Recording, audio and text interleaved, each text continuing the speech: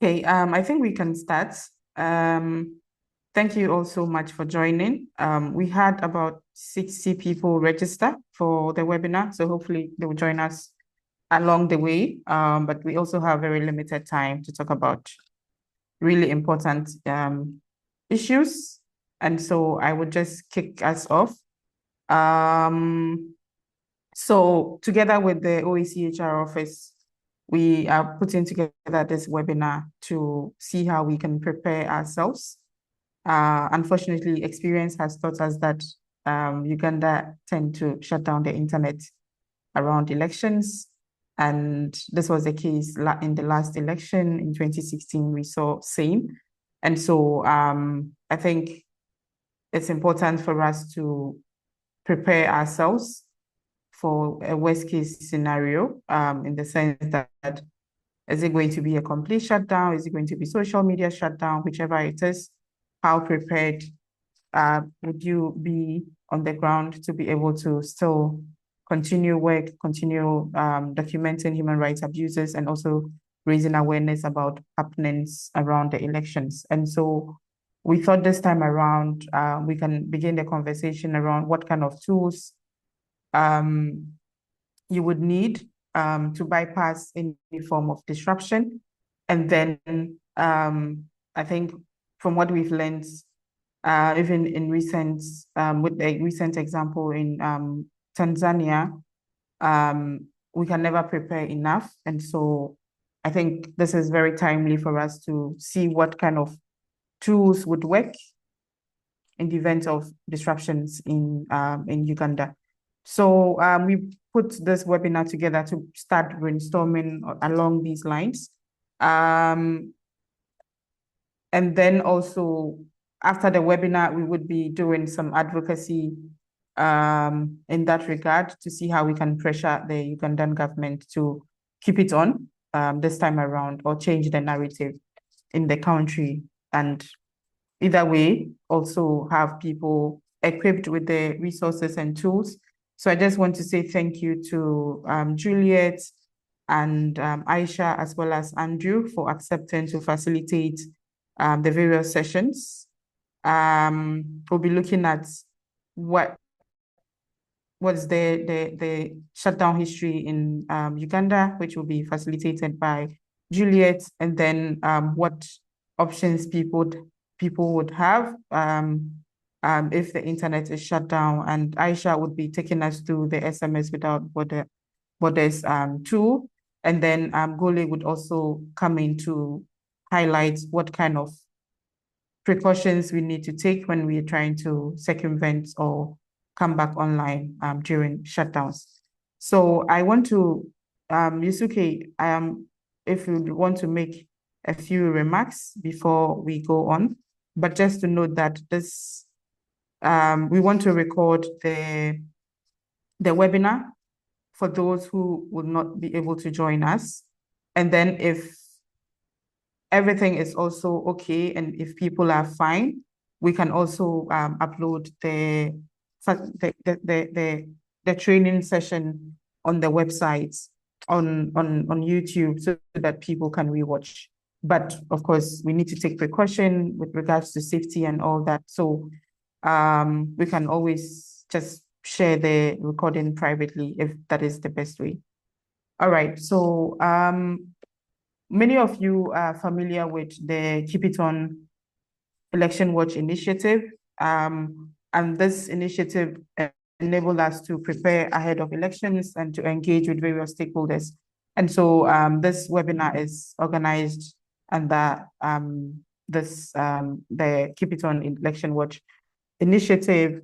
The goal is to prevent shutdowns from happening in the first place around elections. Where we are not able to do that, we also demand governments to make public commitments not to shut down the internet. And then where shutdowns happen, we also demand accountability. And over the years, we've seen some successes in countries like DRC that used to really, really shut down the internet. I think almost every year until 2019, 2020, when things got improved in the country. And so it's important that we also acknowledge some of these successes. We've seen Kenya before 2023 also making similar commitments, and even outside the region, places like Bangladesh, we've also welcomed public commitments by the government to keep it on during elections. And so we hope that our advocacy would change things or change the narrative in Uganda. But at the same time, as we've always learned the hard way, it's also important for us to prepare. So I would ask Yusuke if you'd want to make any remarks, and then we can dive into the training session. Thank you. Hi, good afternoon, good morning, everybody. Thank you for joining, and thank you, Felicia, another facilitator, to join the hands to sort of brainstorm and tackle this very critical issue ahead of us.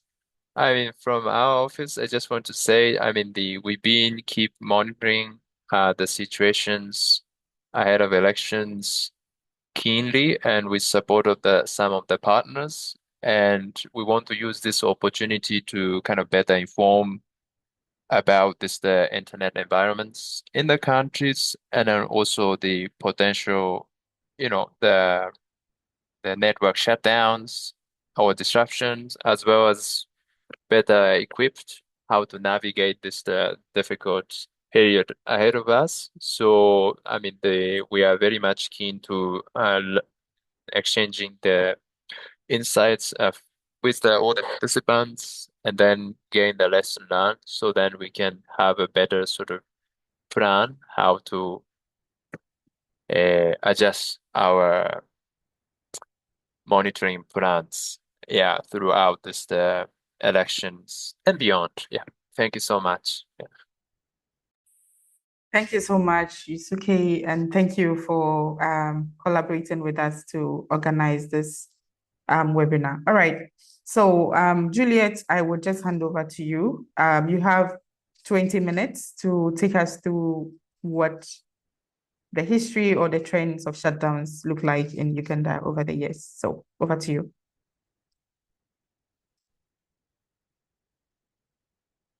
You're muted.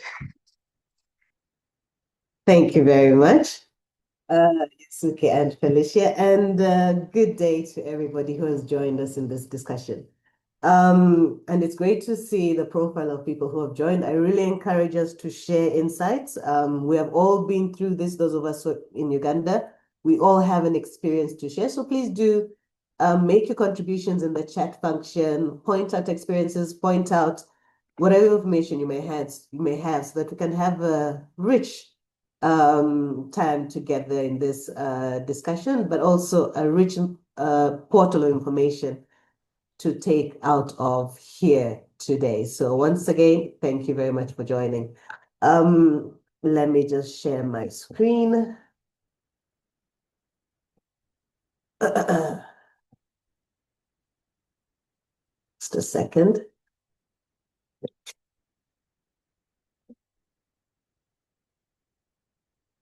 Sometimes decides to go on its own tangent.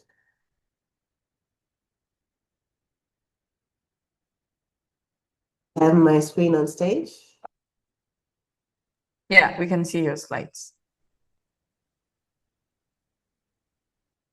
Great. So we are going to be talking internet shutdowns in Uganda, the profile of this and our experiences, bits of background on where I'm coming from. I work with a collaboration on international ICT policy for East and Southern Africa, established in 2004, many years ago. So it has bared witness to quite a couple of the developments over the years when it comes to the digital society. And we work to promote effective and inclusive ICT policy making in Africa. And our work has been responsive to the trends, the developments, the emerging issues that are informing the landscape, including internet shutdowns.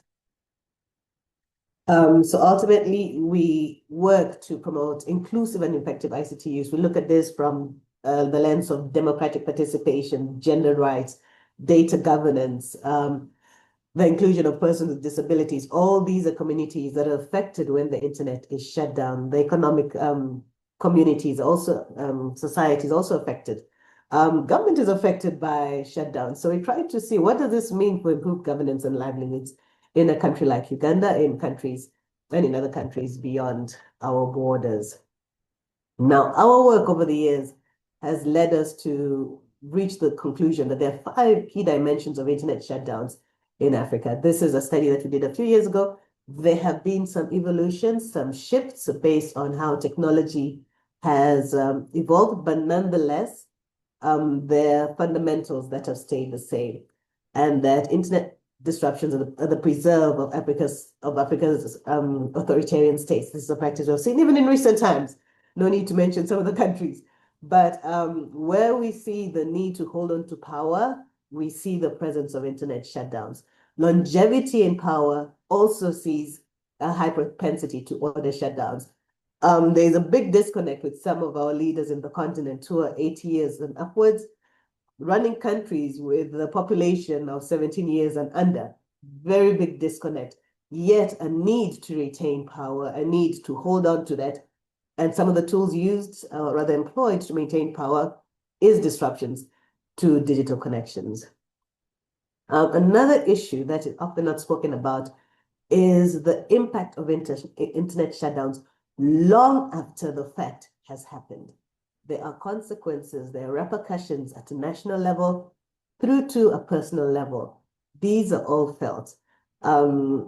These are documented, but perhaps not spoken about enough, but there are consequences for the longevity, or rather for the impacts of internet shutdowns long after the fact, long after the internet is restored. We often get happy when the internet comes back on, and we think that is where the problem has ended. But there are consequences for democracy, there are consequences for access to information, there are consequences for press freedom, there are consequences for the risk profile of a country. And all of these need to be factored in the greater schemes of the country's profile. Another issue, another dimension that we note of internet shutdowns is that over the years, the methods and formats of internet shutdowns have evolved. And we've seen the slowing down of access. We've seen the regional shutdowns, as we're seeing in Ethiopia, in Cameroon. We've seen specific website blocks or platform blocks, as we are experiencing in Uganda with the block to Facebook access. But a positive that we have witnessed is that over the years, there's been a more positive, rather open acknowledgement of disruptions by ISPs and governments. It's no longer a secret as it once was, and there would be a lot of resistance or denial to the fact that somebody has given an ISP an instruction to disrupt the internet. Now, it is an open fact that is acknowledged, including through the media. Now, coming to the case of Uganda, Uganda is a small country, okay? And it has an even smaller population of online users and an even smaller population of social media users.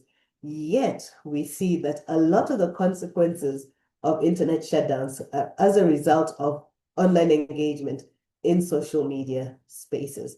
So we have an entire country facing the consequences of some commentary in a very small segment of an online community. That is not to say that small segments of online communities do not have the power to impact the broader society.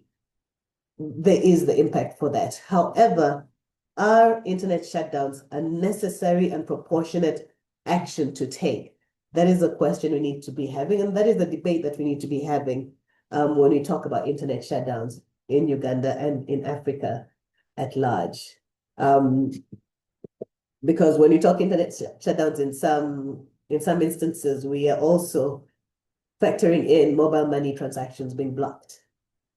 Okay, a lot of Ugandans rely on mobile money transactions for their daily survival, their transactions, but why should they pay the price for the actions of a very small segment that they're perhaps not even engaging with? They may be getting second, third-hand information from there, but why should they pay the price for those that commentary, those narratives. So again, the question should be, in all instances, is an internet shutdown a necessary and proportionate action to take? We often hear the case of it's done to protect national security, to protect national order, but it's always a very interesting time, a rather opportunistic time to suddenly decide to block things, to block information at a time when the media should be exercising their right, at a time when the public need to be pushing back against narratives of misinformation and disinformation. It's that very public audience that has the power to correct some of these narratives. The assumption is that mis and disinformation cannot happen in silos. Word of mouth remains the biggest opportunity for mis and disinformation to continue. Printed pamphlets, as we have seen in the case of South Africa, still remain a key tool to put out a particular position. We have seen that used in the case of the xenophobic attacks. So the assumption that digital access, blocking digital access as a tool to protect national security and public order sometimes falls very flat on its face. And again brings us back to the question on whether that is a necessary and proportionate action to take. But nonetheless, we often assume that information controls, such as internet shutdowns, are something new. They have been part of our formula as a continent for as long as we have existed. People have always withheld information or picked some types of information to narrate.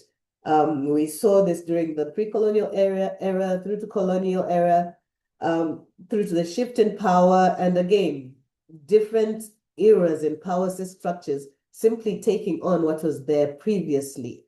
We saw blocks to media houses, radio stations shut down, media houses being blocked from being completely shut down or denied permission to print. So there have been various forms of controlling information. More recently, in the times that we're living in, social media shutdowns, in addition to some of those practices that still exist to this day, including during elections and times of public protest, remain as tools to control public narrative. And we say this despite Uganda being ranked as a hybrid regime. That is a country that has some aspects of democracy, but yet still employs autocratic tendencies. This is the country that we're living in, one that might appear democratic in persona, but still has very autocratic practices. And those autocratic practices were mentioned as one of the tools, or rather, one of the dimensions of internet shutdowns in the earlier slide. Now, I just wanted to start from 2016. There were various small instances previous to this, but more specifically to the conversation that we're having today. I wanted to take us back to 2011. Some of us were there during the walk to work protests, which happened at the same time as Twitter at the time was gaining popularity. So what that tells us is that Uganda has always been a tech-ready, a tech-savvy society.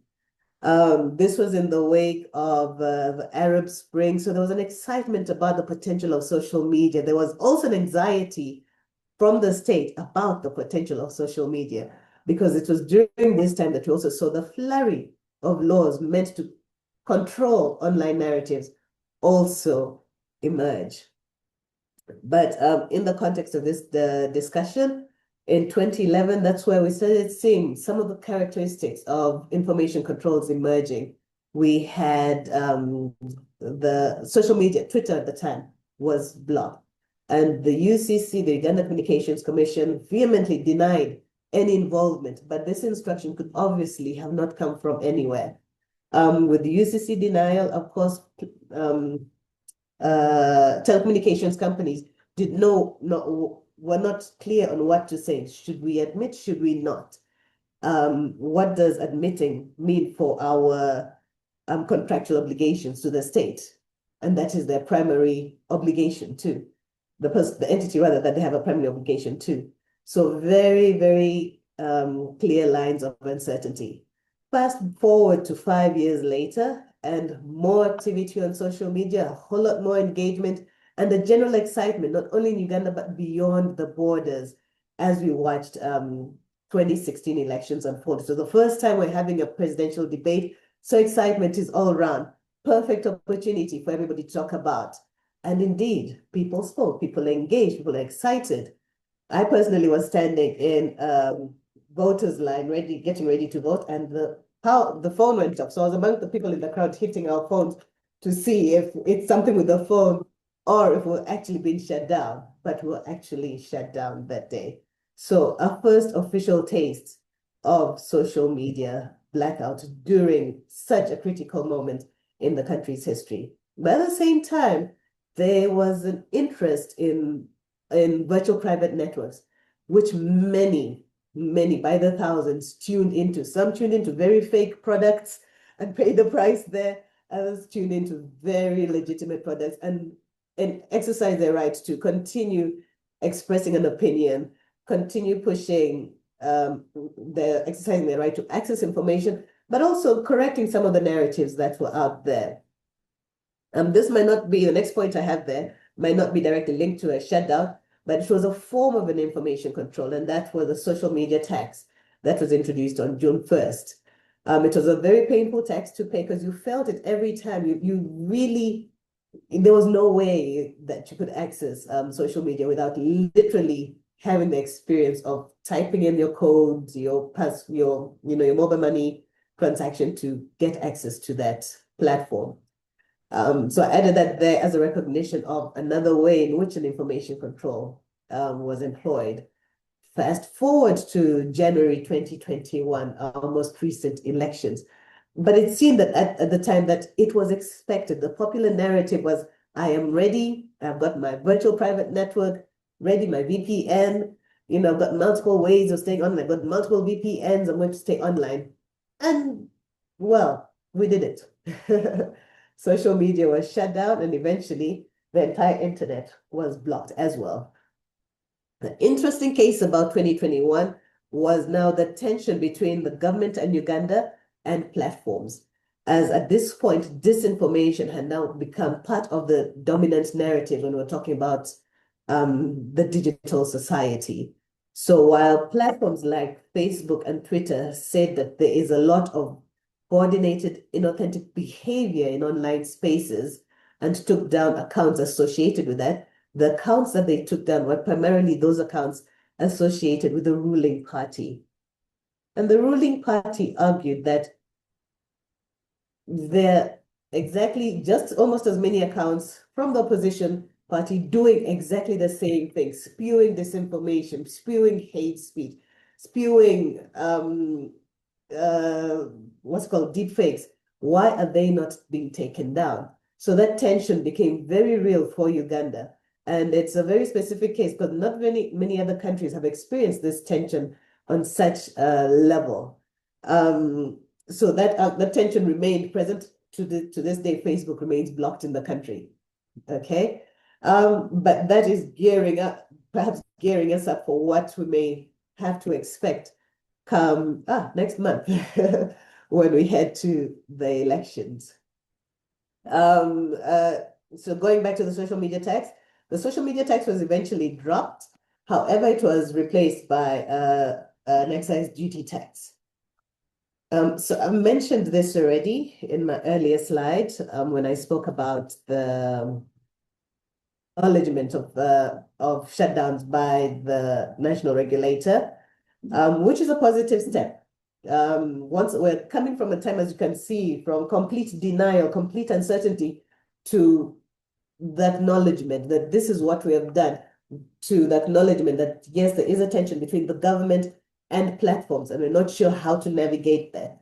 But at the end of the day, it is the citizens who essentially pay the price. But we're also seeing quite a bit of actions, various actors taking the state to court for shutting down the internet. There are various cases in that effect. So even as civil society, even as individuals, we are embracing various forms of social power to challenge the state on the legitimacy of some of the internet shutdowns that we have experienced. And while Uganda does this, we are working in an ecosystem where there are various activities going on, which are calling out the unnecessary action of shutting down the internet. In March last year, the African Commission on Human Rights put out a resolution on internet shutdowns, and it was ordering states to not shut down the internet. But despite the presence of such resolutions, despite the presence of various other frameworks which support countries to remain open during elections, during times of public protest, we still see the blatant rejection of these instruments, the blatant rejection of those instructions, and the decision made to shut down the internet being taken, an action being taken nonetheless. I will end there. However, I do encourage us once again to fill in the chat, to put in our experiences, to add in any anecdotal information that we may have to this discussion. I'd like to thank you, and Felicia, I hand it back to you unless there are any other further questions. Yeah, thank you so much, Juliet, for setting the ground. Like you've really set the tone for this conversation, and it clearly looks like we need to be prepared, whether we like it or not. And so I'm going to hand over straight to Aisha to talk about what options we may have. In the meantime, we will take questions towards the end. We're planning to have like 20 to 25 minutes for questions. So please keep your questions or drop them in the chat so that we can address them during that time. But I would just want us to move quickly to the next session, which will be facilitated by Aisha. Thank you so much for joining, and over to you. Hello, everyone. Thank you for having me. I'm just going to share my screen now. Give me a second. Okay.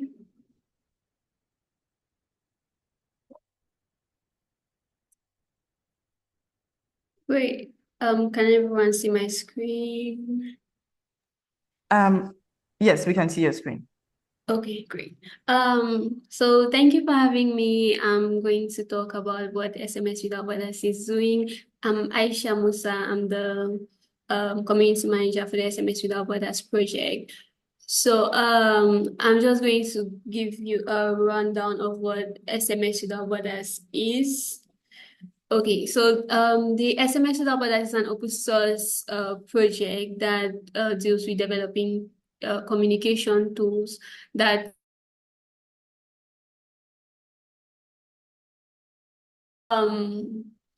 we have two main tools that we are using to do that. So we have the Deco SMS, which is an encrypted end-to-end encrypted offline SMS communication app, and we also have the Relay SMS, which is an offline to online messaging app where users can be able to communicate with online platforms even when they don't have access to the internet. So with the Deco SMS app, it's for the case where users want to communicate strictly offline, but they want secure communication, given that our normal SMS is not really secured. SMS is basically not secured like it's the normal. So if you'd want to communicate securely offline using SMS, you could use the Deco SMS app. The Deco SMS app also acts as gateway client. So we use this to allow communications from offline to online. I'll explain that further when we come to gateway clients. So going now to the Relay SMS app. For the Relay SMS app, it's an app that allows users to be able to communicate with online platforms like Gmail, Twitter, Telegram, Blue Sky even, without internet connection, and this uses SMS to send all these messages out. This app, it works in two ways. So given that sometimes the governments don't give any like notice and they just shut down the internet, we have some ways to use this app. So if you don't have any prior knowledge of the internet shutdown and you're just like caught off guard, you could use the bridge mode. And if like maybe you want to prepare for the internet shutdown, you could use the platform mode.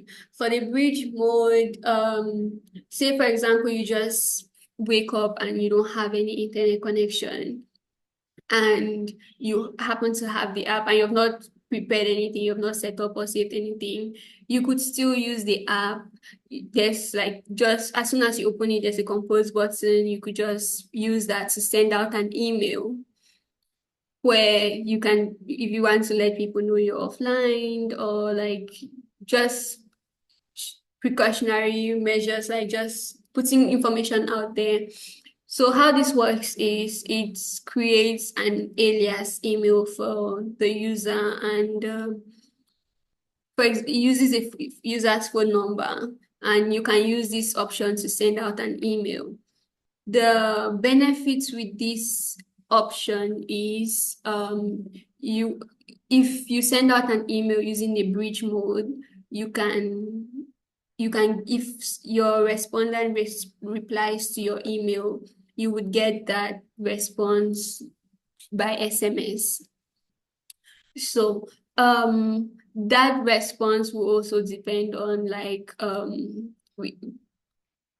it would also depend on SMS delivery restrictions. So if, say, we use Twilio for sending SMSs. So if Twilio has an issue with maybe sending SMS to your country, maybe you could have an issue receiving the SMS. But for the most part, if you get a response to your email, you will get that by encrypted SMS messages.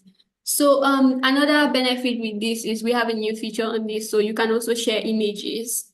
So if you want to send a picture of what's happening, you could use this option to send pictures. Going over now to the platform mode. Okay, this is when you're preparing. This is before a shutdown. So this section, like preparing for this, it requires internet to create an account. So with this platform mode, the user would have to create an account with on the app and save their platform. So right now we have Gmail, Telegram, Twitter, Blue Sky, and Mastodon platforms on the app that you can save, and you can save more than one account per platform.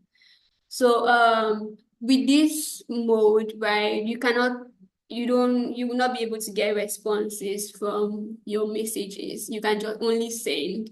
You could only send out. So with that being said, there's multiple platforms that you could use to send your messages. So if you're a Twitter person, you could always send out your tweets. Like internet shutdowns should not be an issue for you sending out your tweets. Right. So talking about how this works, right? This app works by sending messages to phone numbers that route these messages online. So we call those numbers gateway clients. So the gateway clients are specific numbers that are set up inside the app where you would be sending your SMS to these numbers to be able to for us to route them online. So these numbers, right now we have 4 gateway clients currently running in the app, and users can choose which gateway clients to use, right? So the default one is different for every region. And right now we have Cameroon, we have 2 Cameroon numbers, and we have 1 Nigerian and 1 US Twilio number. So users can choose which number to use depending on like their how SMS works in their country. Some countries cannot send SMS to other countries, so or it's expensive to send SMS to other countries. So users can choose whichever one. And speaking of these gateway clients, we actually do need more gateway clients to be able to reach more regions, to be able to keep more people online, because we are seeing that the more users that we get, some users are having issues with maybe sending SMS to Cameroon or Nigeria or the US. So if we had gateway clients in those regions, it'd be easier for users in those regions to guarantee the delivery of their messages. Right. So I think we are asking all our partners to try setting up a gateway client to be able to allow people of their region, users in their region, to be able to connect to the internet without internet connection. So how to set up a gateway client. We have a full tutorial for this. This is just like the highlights of it. So you download the Deku SMS app, which is why I mentioned before, like the two apps work together. So if you're just a user and you just want to send your message online, you don't need to set up a gateway client. You can just use the app, type in your message and hit send. But if you're trying to help other people connect to the internet, you could get the Deku SMS app. You click on the message forwarding feature and you add a gateway client. We have a specific URL where that is to be added to the app. This is included in our full tutorials in our docs website. I'm going to share this the links with Felicia, and she could share with everybody else. Okay, so you just add the URL and save, and your phone now becomes like a router for messages. So you could share the number with us so we can share it to every user, or you could use it as like your private gateway client, so you share it only your people, and they could use that when they send the SMS to that number, and it would route the messages to the online platforms that they want to send messages to. Right. So if I know that there might be questions on this, but you could maybe always ask further questions. Thank you for having me. And SMS Without Borders is always committed to being able to try and maybe circumvent or help people get online. Like, I mean, it's supposed to be a right? So thank you for having me. I hope what I said made some sense, and you could send me any questions if you want. So we also have like full tutorials on how to use the app on our docs website. This is a link here. So you could always reach out to me, or like if you have any issues with using the app. Thank you. Thank you so much, Farida. Sorry, Aisha. Sorry, I wanted to mention Farida's comments in the chat, and then I ended up calling Farida. Sorry about that. So Farida was having difficulty understanding the bits around the offline app that you mentioned, and then Ahmed also wants to know if are you okay? Oh, okay. Yeah, there's some questions in the chat, so if you can just address them before. Let me check. I'm checking now. Sorry, my internet is a bit shaky today.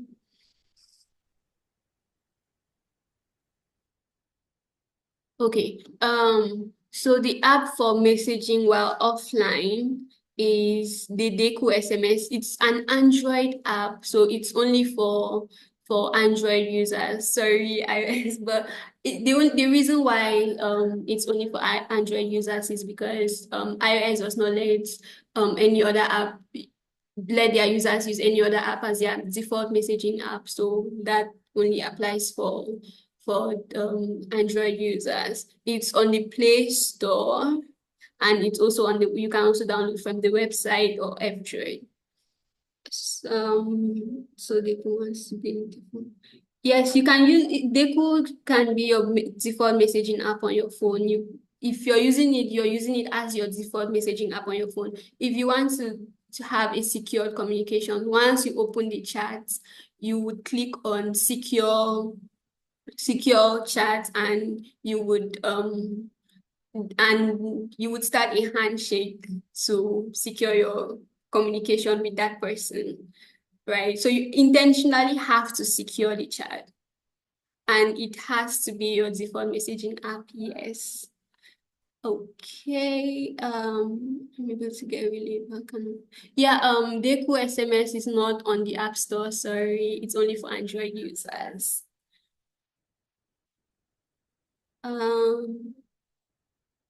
Yeah. I think Okay. I don't know if I've answered all the questions. Maybe Yes. if you can see any other questions, please let me know. Yes. Thank you so much, Aisha. I think it will also be important to looking at the questions. Maybe I will share the slides once you Right. I'll share with all participants, and then I think some of them would also reach out if they have questions or difficulty in setting up the app, and hopefully we can have the Deku SMS in the App Store as well, so that we can have more people benefiting from it. So let's see how that goes. Thank you. Yeah, I will share it with you this slide later, like after the call, and maybe you can share my email as well. Okay. Yeah, I'm hoping to add Juliet and maybe Andrew's own as well. So, all right. Thank you. You're welcome, and thank you for your presentation. All right. Let's talk about some digital security, as we are talking about how to also navigate internet shutdowns. And so I will just hand over to Andrew to talk about that, and then we can have some time for questions and answers. But feel free to continue dropping your questions or comments in the chat. Andrew, over to you. Thank you very much, Felicia. Good afternoon, everyone. My name is Gole Andrew, working with DigSec Initiative and also Alero Digital Empowerment Hub. I don't know if I'm able to share my screen because I'm using a phone. Let me just check quickly.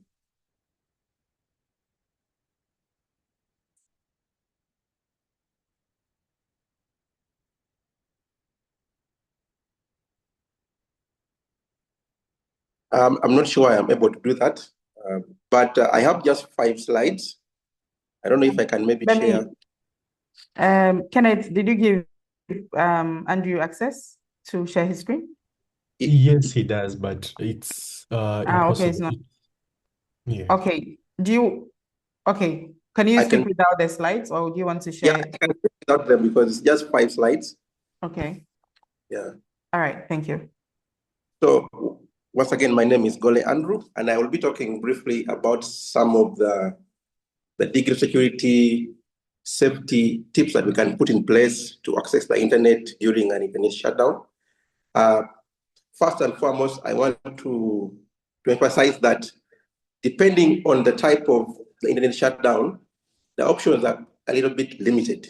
Okay, we have instances whereby it's a partial internet shutdown. Maybe just social media platforms are blocked, or maybe the internet is being throttled. But then also we have instances where it's a total internet shutdown or it's an internet blackout. And that means whether you use VPN or you don't use VPN, whether you use which internet service provider, most times you don't actually have access to the internet. We have already experienced this before during the 2021 general elections, where 4 days it was a total blackout. And I know many people did not see that coming because over time we have been used to social media being blocked or maybe internet being throttled. But during such instances whereby it is a total internet blackout, we have to prepare ourselves based on that experience. There are quite a number of solutions that we can put in place to ensure that we continue having uninterrupted communication during this period. But also, we know in Uganda, for example, Facebook is blocked. I mean, you need VPN to access it since 2021. But apparently there are some service providers whereby you can access Facebook if you're using them without needing to use a VPN, especially those on fiber internet connection. And then the instance of internet throttling, whereby you really have access to internet, but it's being slowed down by the service providers. And this usually is maybe in response to a government request. I think this is where the shutdown actually begins from, where there is internet throttling. So you want to access some platforms, you don't have access. I remember during the recent elections in Tanzania, I actually, on the eve of the elections, I was in Tanzania. And I realized I could not access some platforms. It would be very slow to upload content or download content. And I had never experienced that before, but then I was able to see that, okay, the internet shutdown has actually begun. And then on the day of the elections, that is when the total internet shutdown was enforced, because also I was there on 29th of October. I exited Tanzania on 29th October, and that's when the total internet shutdown was enforced. So when we're looking at all these types of shutdowns, the partial or the total shutdown, the solution that we can put in place is, one, if it is a partial shutdown, we have tools like VPN that we can use to access some of these resources, especially the social media platforms. For example, we have been using VPN to access Facebook in Uganda for quite some time. In Tanzania, I remember I was able to use VPN also to access X, or call it Twitter. But again, not all VPN is operational. You understand? So there are ways where they can also block some of these VPN service providers. The VPN which I was relying on, which was actually working for me in Uganda, in Tanzania it did not work. Okay? I was able to only access after getting another VPN. And the VPN which I'm talking about is by Cloudflare. It's called 1.1.1.1. It's quite effective. It worked for me in Tanzania, and I believe also we need to have some of those VPN service providers on our phones. But also, because some of them can be blocked, we have reached a stage whereby you need to have multiple VPNs. Okay? So you keep on checking which one works for you, which one is not working. Because some of them, there's a way they end up blocking them.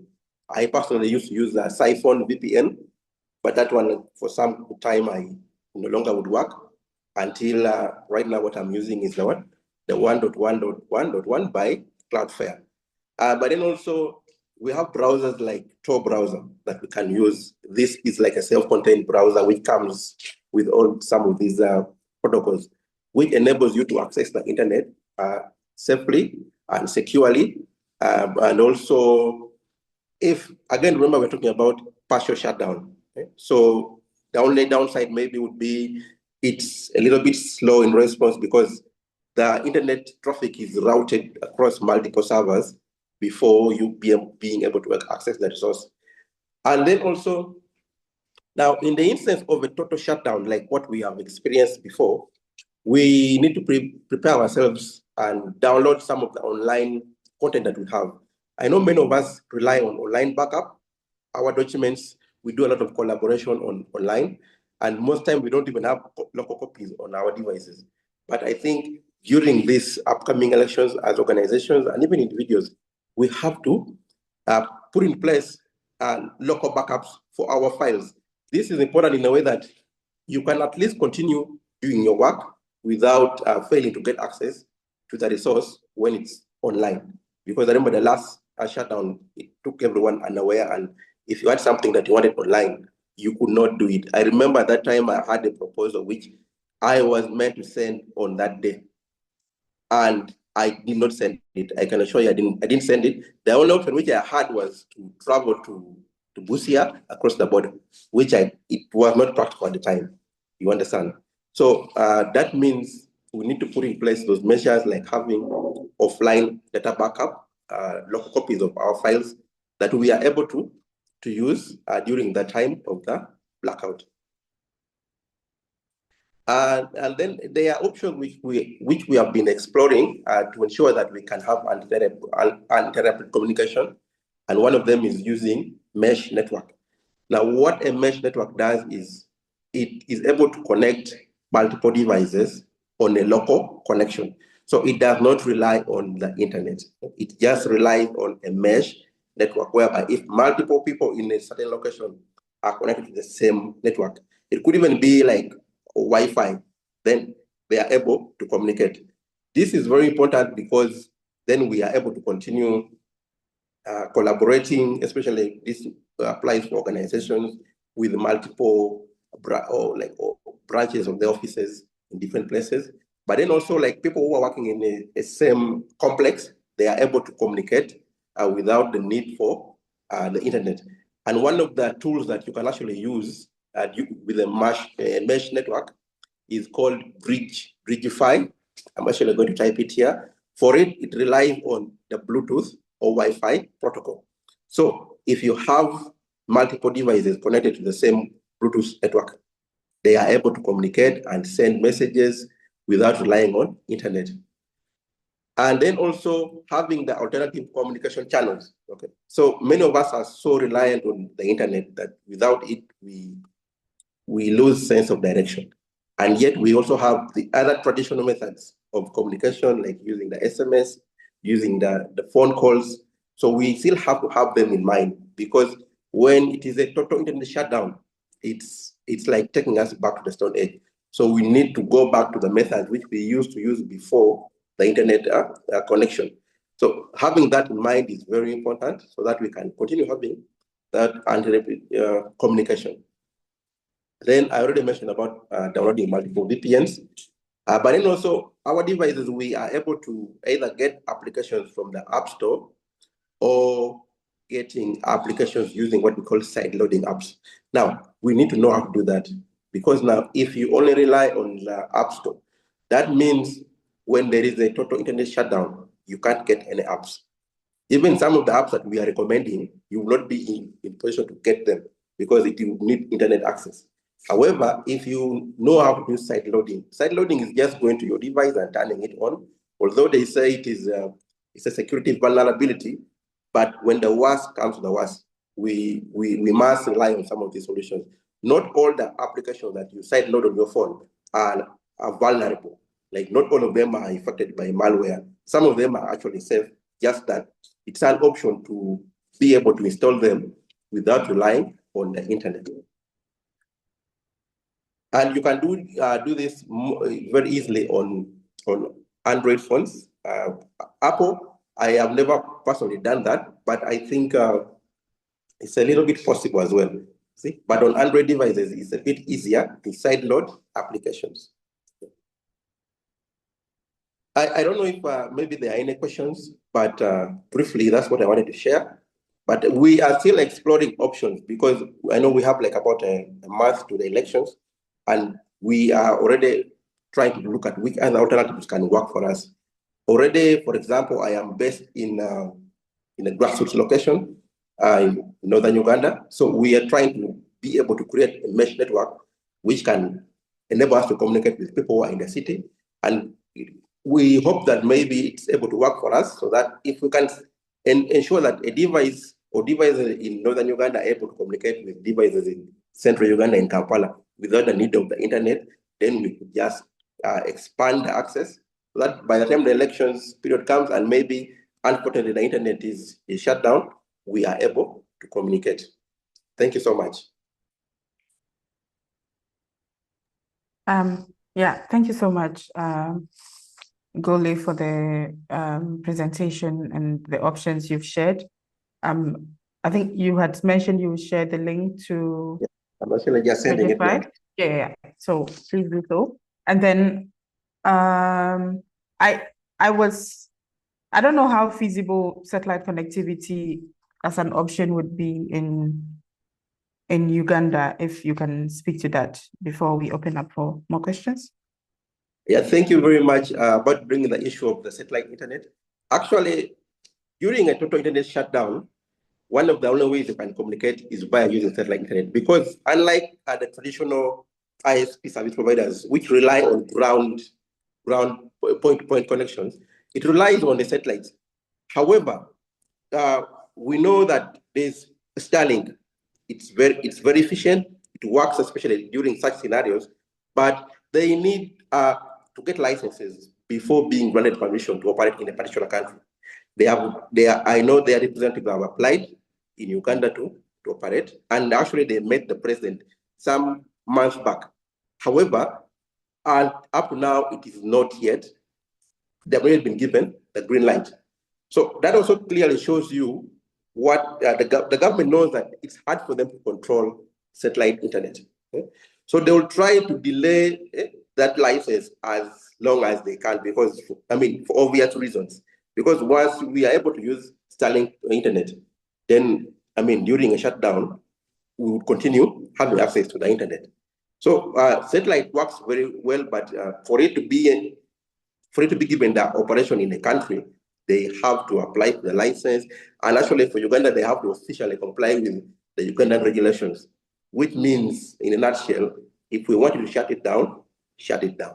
If you can't comply with that, then they don't give you access. However, some other countries in Africa already have access to this, but we hope that maybe they can get the license and we can see how that can work. Okay, yeah. That's always a challenge with alternative connectivity, because this is a government that is deliberately cutting off its citizens from the rest of the world. And so whatever options that would make that impossible, they would go after it. So thank you for highlighting that situation as it stands. Okay, I will just pause now and then we can take some questions. So if you have questions, you can just raise your hand so we can go through that, or just let me know or unmute yourself and go ahead with your question. And if it's directed to a particular facilitator, you can just let them know, or if it's directed to everyone, you can do so. Yusuke, I see your hand is up. Okay, not the question. Sorry, I already dropped lots of questions on the chat, but I just wanted to thank to Aisha for your extreme patience to spend time with tech amateur like me. So I just wanted to confirm that the relay SMS, we are still kind of testing phase, but it worked. So with Uganda, I think she can speak more about the tech languages, but it worked with our testing. So we try to do another round of testing, just make sure it works. But apparently there's a lot of complication in the crossing in different networks. So I'm not in a position to describe that vividly, but I just want to say this, yeah. Thanks. Aisha, do you want to come in? Oh, yeah, thanks for sharing that experience and the fact that it works. So good to hear. Yeah, Aisha. thank you. Thank you, Isuke. Right. So I don't know if I understand your question correctly. Can I confirm? Yeah, I saw some messages routing from Uganda. So I think, yeah, that should work. If you have any issues with sending messages, or like if your messages are not working, or if it's too complicated, please let me know. I will try my best to make it easier. We also have full tutorials with pictures on our website, so maybe you could also look at that if you're having any issues. And thank you for letting us know that it works. Yeah. So I don't know if that answers your question, but please let me know. I'm a bit confused there.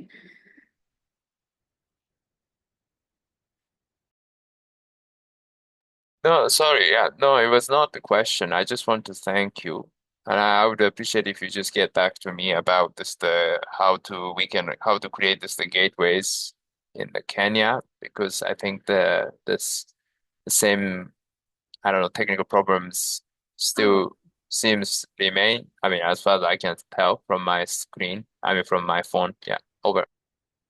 Oh, thank you. Thank you very much. So, about setting up the gateway client, I will get to you on that. I will share with you the link to download and the steps to take and the URL to put into the app. Also, if any other partners that would like to create or set up gateway clients, please feel free to reach out and I'll help facilitate that process. And Yusuke, please, I would get back to you maybe by end of day on how to on doing that.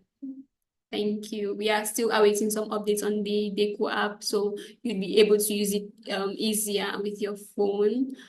But by end of day, you should have it. Thank you. All right. Thank you. Samuel, I see your hand is up as well.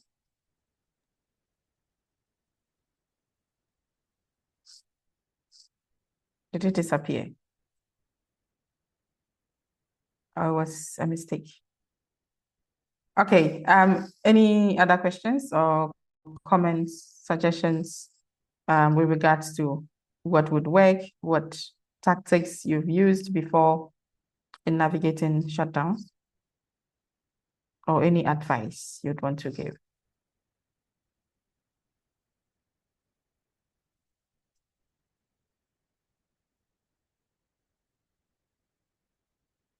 Normally they say after, I see a hand, but I'm not able to tell what hand is, whose hand that is. Said the Bridget and Frank. Yeah. Okay. Okay. Okay, I see Frank, I see Bridget. Frank, can you go ahead, and then Bridget, you come after Thank Frank. you. Thank you so much, Felicia. So I think for me, I want to take the opportunity to thank the presenters or the discussants. I have one question for Aisha.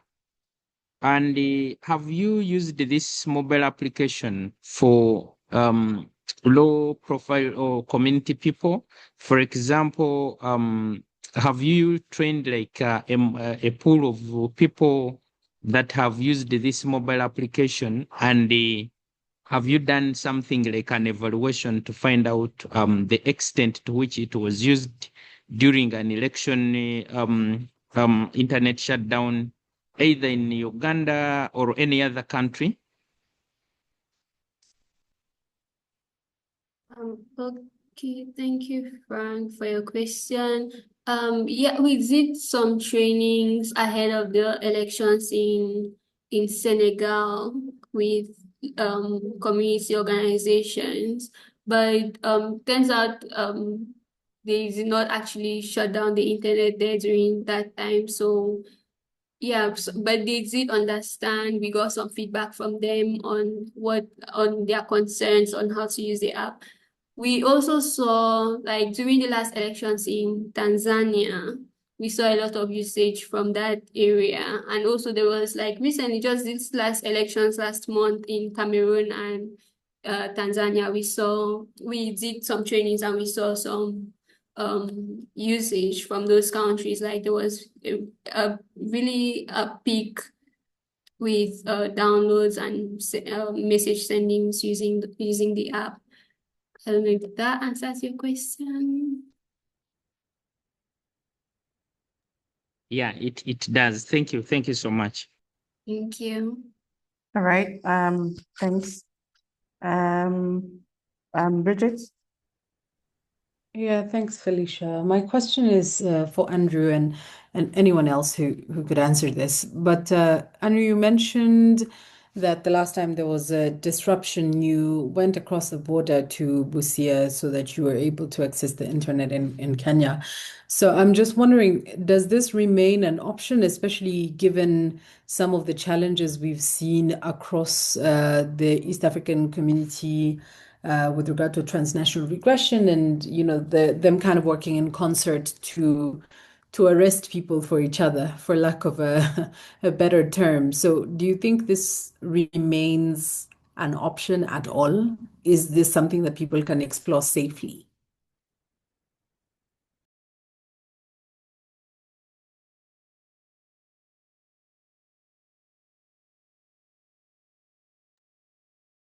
Let me answer that question. Thank you so much. It's actually very important for us to note that how the ISPs work is that if MTN, for example, blocks internet access in Uganda, and then you travel across the border to Kenya, that does not work anymore. You are able then to access the internet in Kenya because now you're relying on the Kenyan ISP service providers. So for them to be able to direct an ISP service provider in Kenya to block internet traffic, I don't think at this point is very likely. It's a bit far-fetched. But you talked about, is it safe? Well, it depends on how you look at it. If, for example, like 100,000 people are traveling across the border to access internet because in Uganda is blocked, then it might raise some eyebrows. However, I don't think it's likely that it will happen, but it's just an option that when the worst comes to the worst, then you are able to have some form of communication. But it's not very likely that you are committing a crime by crossing over the border to access internet access. I mean, to get internet. I mean, we have seen people who cross the border in Busia to fuel from the Kenyan side because fuel is cheaper there than in Uganda. And I've never had someone who has been arrested for that anyway. Yeah. Thank you. Can I just add to that? I'm sorry, Felicia. So during the Anglophone crisis in Cameroon, we saw the internet refugee camps in it was the DRC, right? Where people were traveling. I mean, it's a huge country. So those who had the means traveled from one country to the next to access the internet. This was to make sure they maintain their livelihoods. Just to send out that one email, which was going to make or break their business, their academic career, their well-being. But only so many could afford to do that. But nonetheless, the emergence of the term internet refugee camp emerged. And this is similar to what Andrew has narrated here, traveling from Kampala to Busia as an alternative, but only a fraction of people might have that capacity, let alone even think of it. But it's definitely an interesting dynamic that you both have raised. Thanks.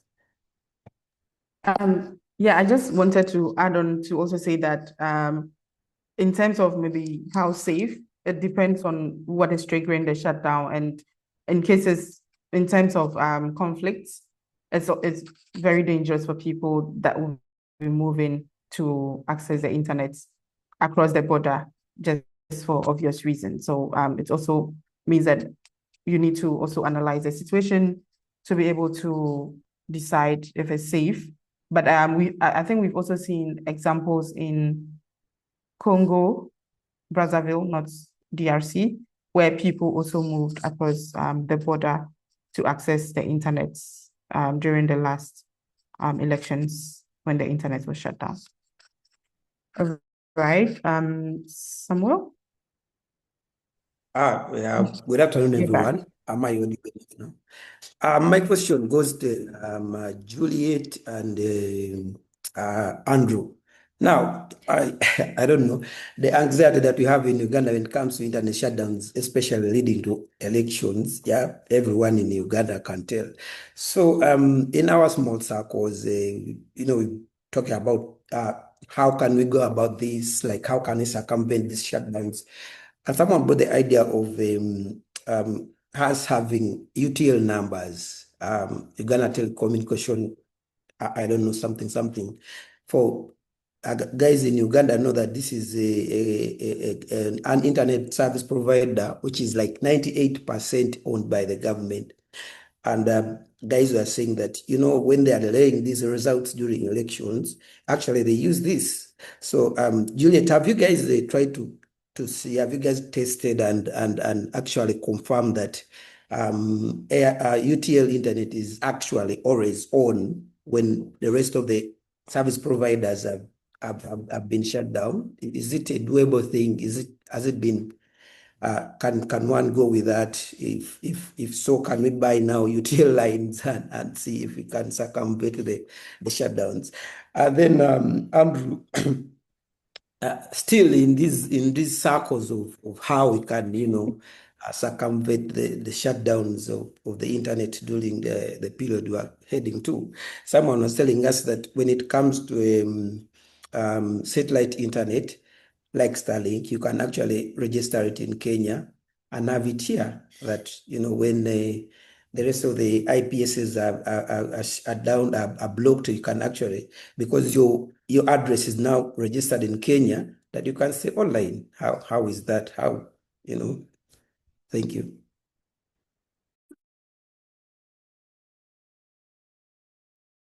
Okay, thanks.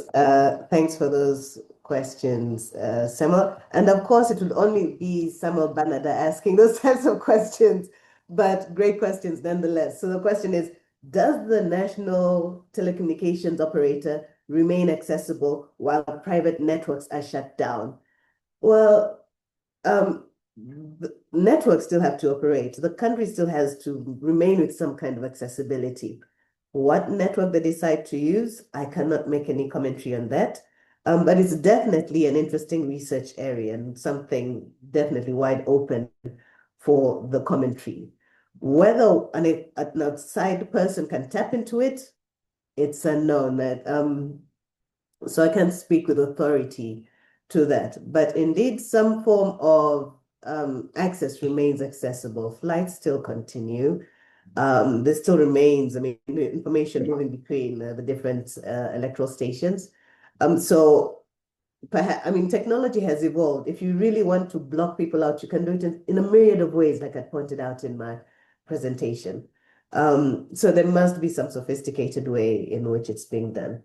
The next question was around Starlink. My knowledge is at one point Starlink was pretty much open and you could access it from anywhere, but they introduced geo restrictions. So if it is not registered in the country of operation, you will not access it.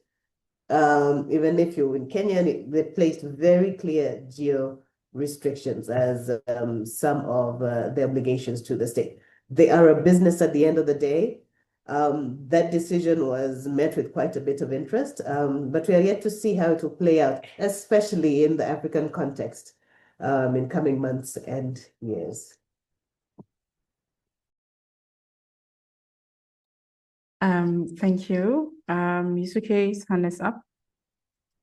Sorry, I don't want to occupy this conversation, but I just have two quick questions. So one is to Andrew. So this app, thank you so much for sharing this idea about Bridget fee, sorry. But my understanding, this is only kind of applicable among the users or between individual in a close proximity. Do I understand correctly? And then I think another question goes to, I think, Juliet. Okay, sorry for my bit of I'm still figuring it out how this, because the information a bit scattered to me at least, but the government's already procured the biometric voter verification kits. And to run this, does the government need certain level of internet? Or if you have any additional insights, please share. That would be very extremely helpful. And then also I will reach out separately to seek your more insight on analysis, on the potential internet shutdown. Thank you. Thank you so much, Yusuke, for the question about Bridgify. Well, remember, ideally it works on the Bluetooth protocol, and that means it does not go very far. However, if there are multiple people who have this app on their phone, so there are multiple users across a wide area network, they are able to actually communicate. There might be delays in receiving the message. However, there has to be quite a number of users. So if, let's say, it's a university setting where there are multiple people with smartphones in one area, and they all connect to the app, then they are able to have that continuous communication. So if there are many people who are using the application, over a wide area, then they're able to send the messages and receive the messages. That is the only limitation that it has, unfortunately, because it's relying on Bluetooth or Wi-Fi, whose signals don't go very far, further than 100 meters or less. Thank you so much.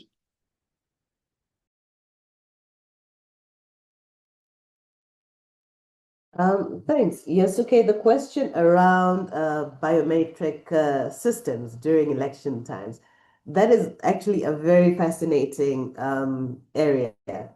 That goes back to my earlier response to Samuel on the nature of systems that the state relies on when everybody else is blocked up. Some systems will require some level of access.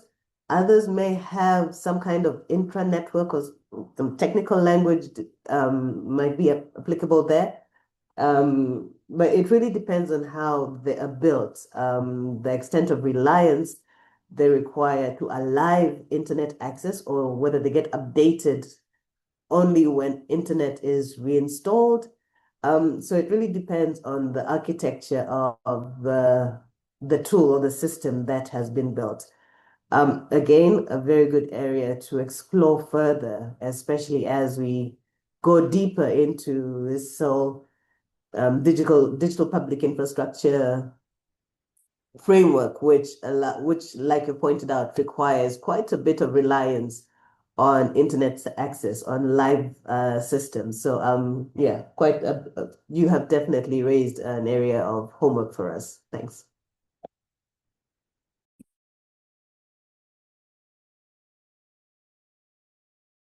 All right, thank you. I think some governments also use also technical, but whitelisting to exempt or to have some form of connectivity to continue like government communications. But maybe we'll need to,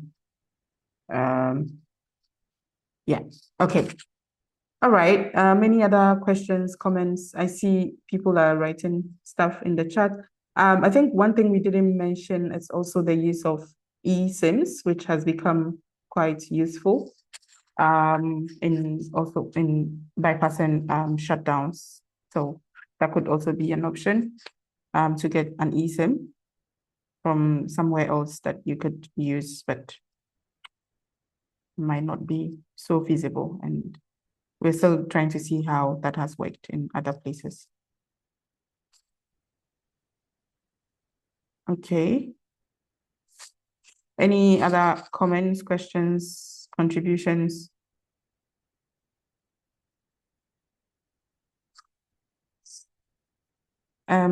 Okay, Andrew, your hand is up. Thank you so much, Felicia. You actually mentioned about the eSIMs. Now, they also rely on the local internet service provider in that country, and they don't work with all the service providers. But then also, not all the phones actually use eSIM. I was very disappointed to know that after I bought that eSIM package twice when I was in Southern Africa, only to realize that my iPhone 12 Pro doesn't have eSIM. It was so disappointing that I didn't know that. I thought it's like obvious. It has eSIM, but it did not have. And I thought maybe I bought the first package almost like $10. I was like, maybe I made a mistake. I bought another service provider for almost the same amount, and it didn't work. So to use eSIM, it still relies on the local service ISPs in that particular country. That's the unfortunate bit with it. Thank you. Okay, thank you for the technical explanation. And sorry, you had to lose money trying to access the internet. It happened to me the last time, and it's very frustrating. So I can relate. Any other comments? Okay, we have like 9 minutes to wrap up.